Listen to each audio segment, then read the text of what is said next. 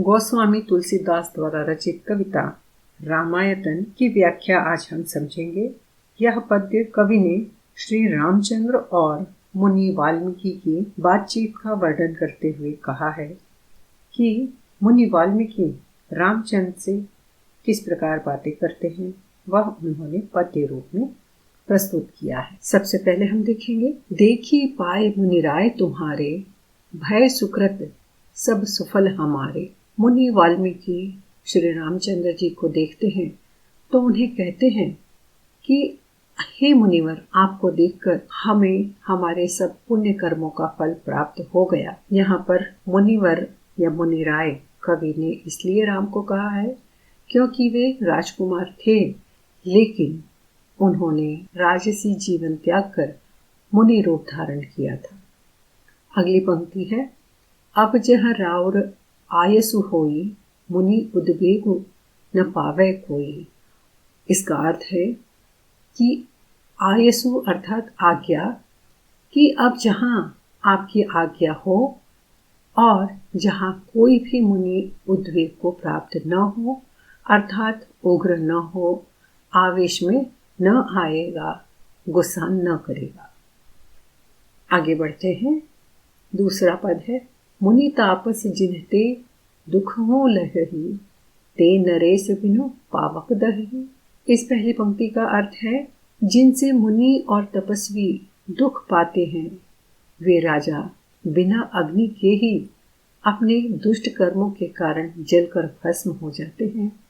अर्थात इन्हें हम इस प्रकार भी लिख सकते हैं कि जो राजा मुनि तपस्वियों साधुओं का सम्मान नहीं करते हैं, उन्हें तकलीफ पहुंचाते हैं, वे ऐसा कार्य करने के कारण जीते जी ही भस्म हो जाते हैं। अगली पंक्ति है, मंगल मूल विप्र परितोषु, दहहि कोटि कुल भूसुर रोषु। कि ब्राह्मणों का संतोष सब मंगल की जड़ है।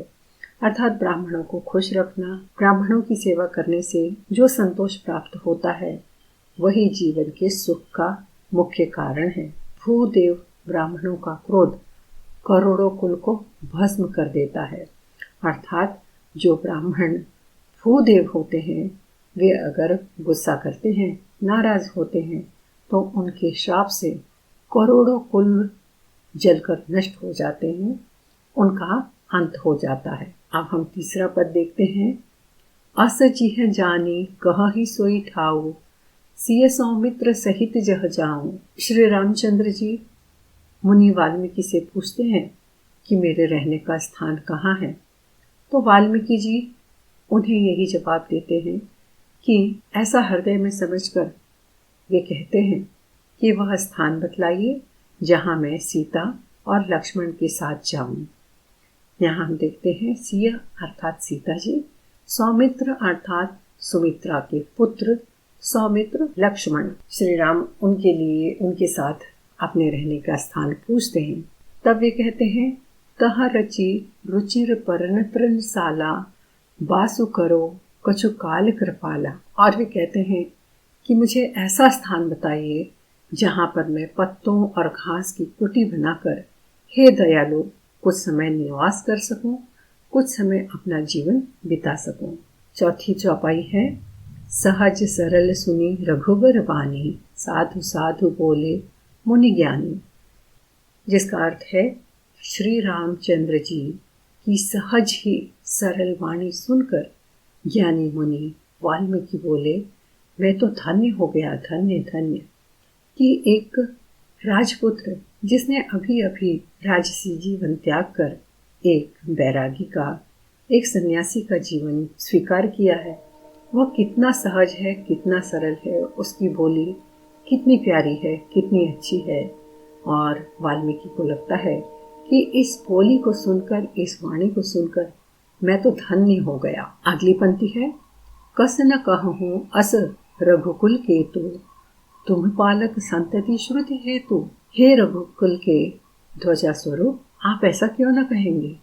आप सदैव वेद की मर्यादा का पालन या रक्षण करते हैं। और वाल्मीकि जी कहते हैं कि आप सचमुच मर्यादा पुरुषोत्तम हैं और आपके मुख से ऐसी ही बातें निकलेगी जिससे सुनकर सुनने वाले धन्य हो जाए, क्योंकि आपने तो सदा से ही मर्यादा का पालन किया है। अगली पंक्ति इस प्रकार है।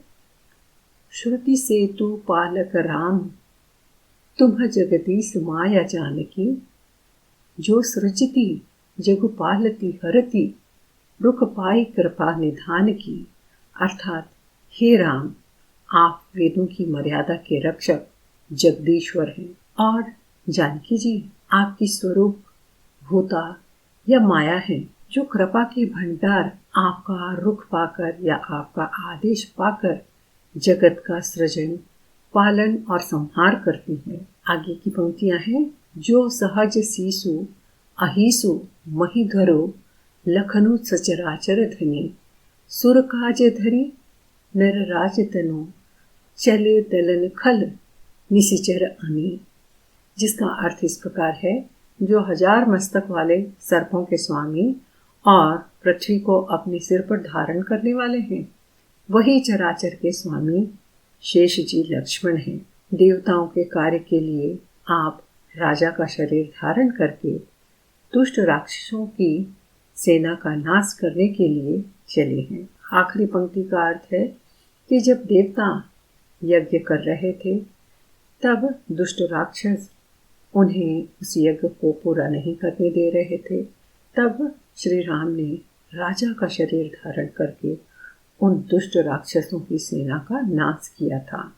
अर्थात वाल्मीकि जी कह रहे हैं कि आप तो भगवान हैं, लेकिन आप राजा का रूप धारण करके इन संसार वासियों के दुखों को दूर करते हैं और दुष्ट राक्षसों से उन्हें बचाने वाले आप महान हैं। अगला पद है। राम स्वरूप तुम्हार बचन अगोचर बुद्धि पर। अर्थात हे राम, आपका स्वरूप वाणी के अगोचर है, बुद्धि से परे है, अव्यक्त है, अकथनीय है और अपार है, जिसकी कोई सीमा ना हो। आपकी वाणी उस प्रकार है। अविगत अकथ अपार नेति नेति नित निगम कहा। अर्थात वेद निरंतर उसको नेति नेति कहकर वर्णन करते हैं। अब हम रामायण कविता के दूसरे भाग की ओर बढ़ते हैं, जिसमें पहला पद है। जगु पेखन तुम देखन हारे, विधि हरि शंभु नचावन हारे। हे राम, जगत दृश्य है, ये दुनिया दृश्य है, आप उसके देखने वाले हैं। आप ब्रह्मा, विष्णु और शंकर को भी नचाने वाले हैं। तेव न जानहि मरम तुम्हारा, अरो तुम ही को जानन हारा। अर्थात जब वे भी अपने मर्म को नहीं जानते, तब और कौन आपको जानने वाला है। सोई जानहि जेहि तेहु जनाई, जानत तुम ही होई जाई। वही आपको जान सकता है जिसे आप जानने के लिए मदद करते हैं, और जानते ही वह आपका स्वरूप बन जाता है। अर्थात आपकी कृपा से लोग आपको जान पाते हैं। हे गुरुदेव, हम सब आपको प्रणाम करते हुए आपसे प्रार्थना करते हैं, आप हम पर, हम सब पर ऐसी ही कृपा बनाए रखें। आपकी कृपा से ही भक्त आपको जान पाते हैं। अर्थात हम सबको इतनी मदद आप कीजिए कि हम आपको याद रख सकें, भगवान को समझ सकें। कविता के दूसरे भाग का दूसरा पद है। तुमरी ही कृपा तुमरी ही रघुनंदन, जानहि भगत भगत और चंदन। जिसका अर्थ है, वही आपको जानता है जिसे आप जानवा सकते हैं, और जानते ही वह आपका ही स्वरूप बन जाता है। हे रघुनंदन, हे भक्तों के हृदय को शीतल करने वाले चंदन, आपकी ही कृपा से भक्त आपको जान पाते हैं।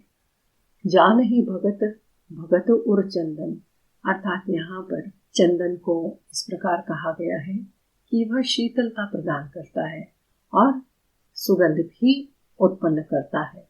तो जो राम को जान जाता है, उसका मन शांत हो जाता है, और साथ ही उसके चरित्र की सुगंध चारों ओर वातावरण में फैलने लगती है। अगली पंक्तियां हैं।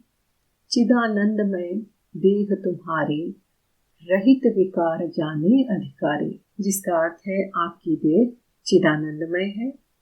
यह प्रकृति जन्य 5 महाभूतों से बना हुआ शरीर है।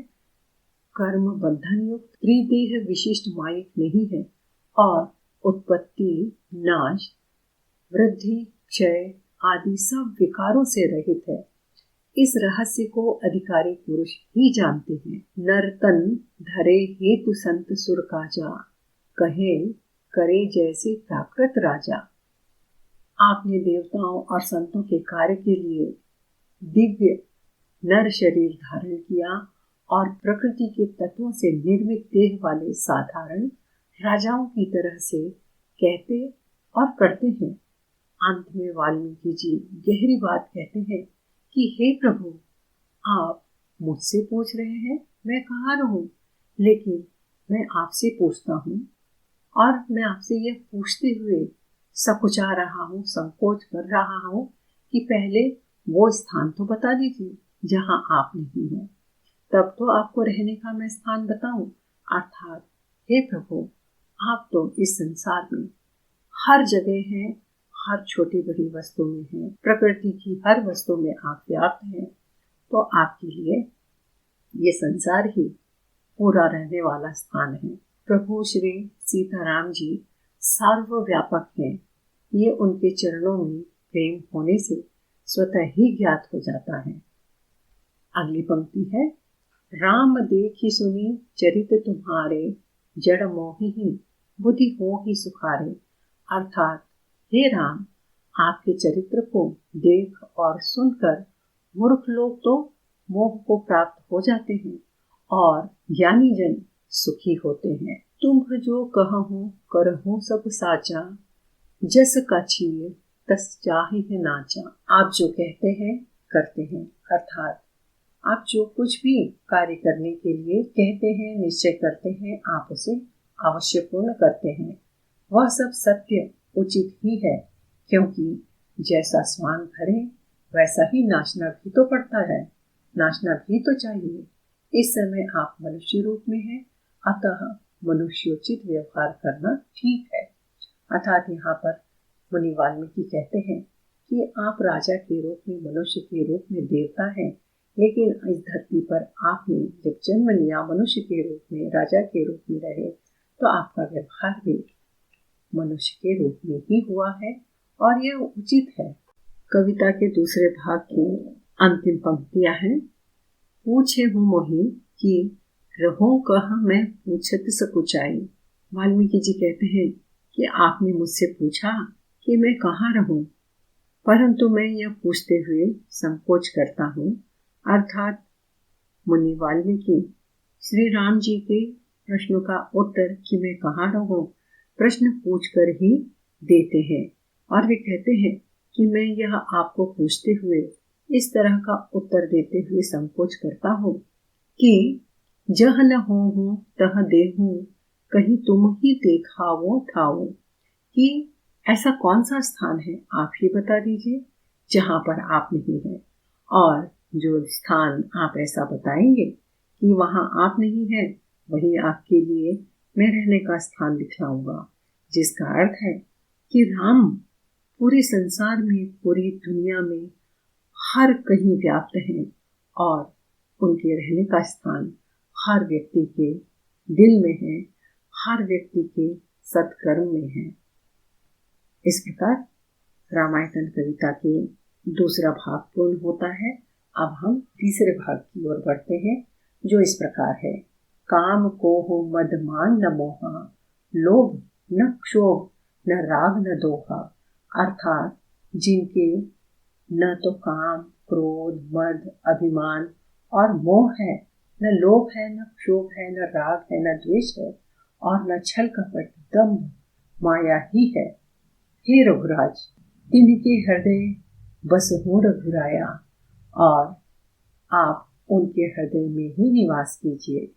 अर्थात जो लोग किसी तरह की मोह, माया, लोभ और ऐसे अवगुणों से युक्त नहीं है, श्री राम ऐसे लोगों के हृदय में ही वास करते हैं। अगली पंक्तियां हैं। सबके प्रिय सबके हितकारी, दुख सुख सरिस प्रशंसागारी, अर्थात जो आपके प्रिय और सबका हित करने वाले हैं, जिन्हें दुख और सुख तथा प्रशंसा, अपनी बड़ाई और गाली अर्थात निंदा एक समान है। कहाँ ही सत्य प्रिय वचन विचारे, जागत सोवत शरण तुम्हारी। वे जो विचार कर सत्य और प्रिय वचन बोलते हैं, बहुत सोच समझकर सदैव सच बोलते हैं और दूसरों को अच्छा लगने वाले वचन बोलते हैं, तथा जो जागते सोते हर समय आपकी शरण में रहते हैं, अर्थात ऐसे व्यक्ति जो आपकी शरण में रहते हैं, वे सदैव बुद्धिमानी पूर्वक सत्य वचन बातें करते हैं और हमेशा प्रिय वचन बोलते हैं, किसी को कभी दिल दुखाने वाली बात नहीं करते हैं, और वही राम के सच्चे भक्त हैं। अगली पंक्ति है, तुम ही छाड़ी गति दूसरी नाही, राम बसहु तिनके मन माही। जिसका अर्थ है, आपको छोड़कर जिनके दूसरे कोई गति नहीं है, आश्रय नहीं है, स्थान नहीं है, हे राम जी, आप उनके मन में बसिए, आप उनका सहारा बनिए। जननी सम जानहि पर नारी, धनु पराओ विषते विष भारी। और ऐसे व्यक्ति जो पराई स्त्री को जन्म देने वाली माता के समान मानते हैं, सम्मान करते हैं, और पराया धन जिन्हें विष से भी भारी विष है, और ऐसे सज्जन जो पराये धन की ओर कभी भी नजर उठाकर नहीं देखते हैं, लालच नहीं करते हैं, उनके लिए वह सबसे बड़ा जहर है, अर्थात आप ऐसे लोगों के मन में बसिए। अगली पंक्ति है, जे हर सही पर संपत्ति देखी, दुखित होही पर विपत्ति विशेषी। जिसका अर्थ है कि जो दूसरों की संपत्ति को देखकर खुश होते हैं और दूसरों की विपत्ति देखकर विशेष रूप से दुखी होते हैं, हे राम जी, जिन्हें आप प्राणों के समान प्यारे हैं, उनके मन आपके रहने योग्य शुभ भवन है। जो व्यक्ति, अगली पंक्ति है, स्वामी सखा पितु मात गुरु, जिनके सब तुम तात। अर्थात हे तात, जिनके स्वामी, सखा, पिता, माता और गुरु सब कुछ आप ही हैं, अर्थात जो लोग अपना सब कुछ आपको ही मानते हैं। मन मंदिर तिनके बसहु, सिय सहित दो भ्राता। और उनके मन रूपी मंदिर में सीता माता के साथ साथ आप दोनों भाई निवास करते हैं। इस प्रकार रामायण कविता के तीसरे भाग की पंक्तियों का अर्थ भी पूरा होता है। अब हम चौथे भाग की ओर बढ़ते हैं। चौथे भाग का पहला पद इस प्रकार है, अवगुण तजी सबके गुण गहहि, विप्रधेनु हित संकट सहहि। अर्थात जो अवगुणों को छोड़कर सबके गुणों को ग्रहण करते हैं, ब्राह्मण और गाय के हित के लिए, उन्हें बचाने के लिए, उनका उद्धार करने के लिए संकट सहते हैं। नीति निपुण जिन कई जग लीका, घर तुम्हार तिन करो मनुने का। अर्थात नीति निपुणता में जिनकी जगत में मर्यादा है, उनका सुंदर मन आपका घर है। अर्थात जो लोग नीतिपूर्ण जीवन जीते हैं, इस संसार में जिनकी मर्यादा है, नैतिक जीवन के कारण, नैतिक मूल्यों के कारण जिनकी इस संसार में इज्जत है, ऐसे सुंदर मन में श्री राम का घर है। ऐसे सुंदर मन में श्री राम निवास करते हैं। अगला पद है, गुण तुम्हार समुझाई निज दोषा, जे ही सब भांति तुम्हार भरोसा। जो गुणों को आपका और दोषों को अपना समझते हैं, जिसे सब प्रकार से आपका ही भरोसा है। राम भगत प्रिय लाग ही जेहि, तेहि उर बसहु सहित भय देहि। और राम भक्त जिसे प्यारे लगते हैं, उनके हृदय में आप सीता सहित निवास करते हैं। अर्थात ऐसे भक्त, ऐसे राम भक्त जिन लोगों को अच्छे लगते हैं, ऐसे राम भक्त जिन लोगों से वे प्यार करते हैं, उनके हृदय में आप माता सीता के सहित निवास करते हैं। अगली पंक्ति है, जाति पाति धनु धर्म बढ़ाई, प्रिय परिवार सदन सुखदाई। अर्थात जाति पाति धन धर्म बढ़ाई, प्यार परिवार और सुख देने वाला घर सबको छोड़कर जो केवल आपको ही हृदय में धारण किए रहता है। सब तजी तुम ही रही उरलाई, तेहि की हृदय रहूं रघुराई। हे रघुनाथ जी, आप उसके हृदय में रहिए। अर्थात हम देखते हैं कि मुनि वाल्मीकि श्री रामचंद्र जी को रहने का स्थान इस प्रकार बताते हैं कि जो लोग सत्य वचन का पालन करते हैं, नैतिक जीवन जीते हैं, ऐसे सब स्थानों पर आप निवास कीजिए।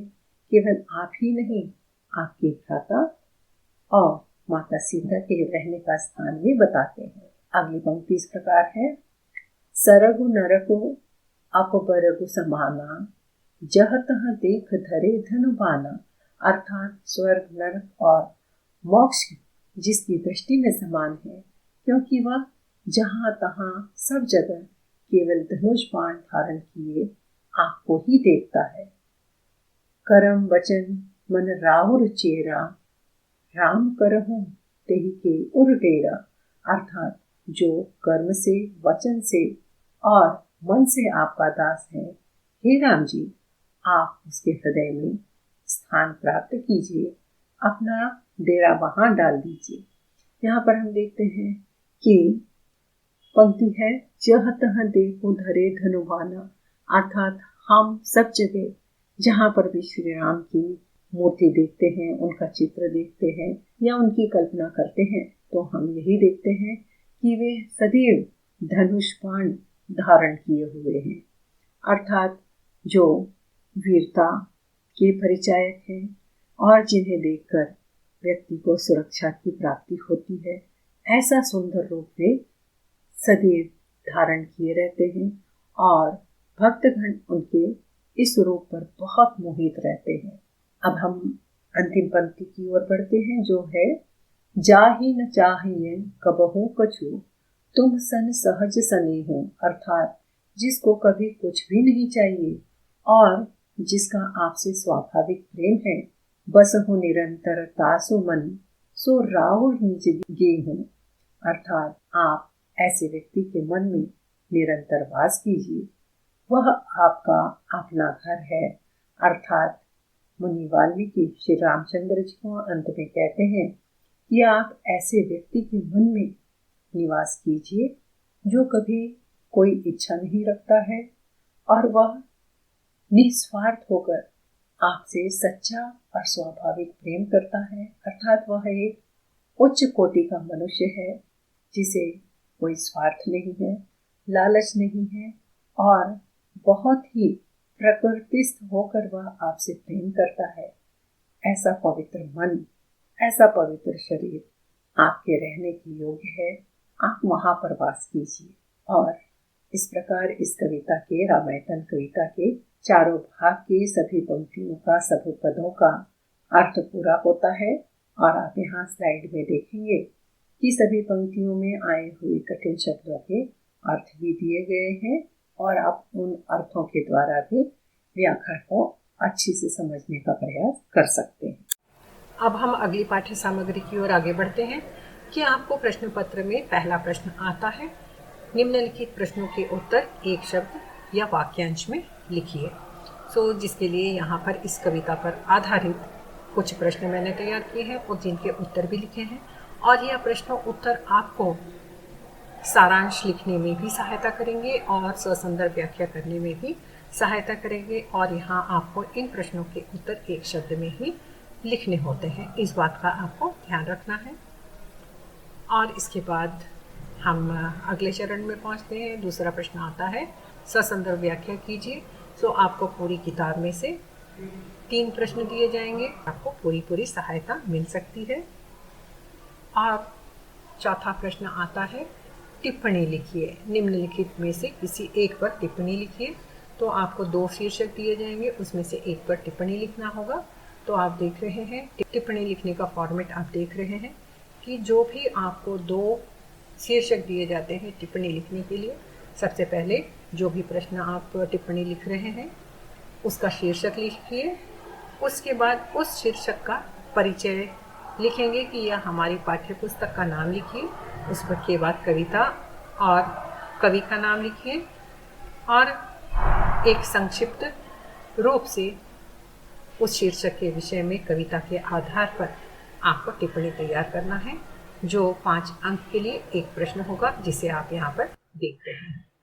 इस प्रकार छात्रों, यह पाठ्य सामग्री पूरी होती है। मुझे आशा है आपको यह जरूर उपयोगी होगी।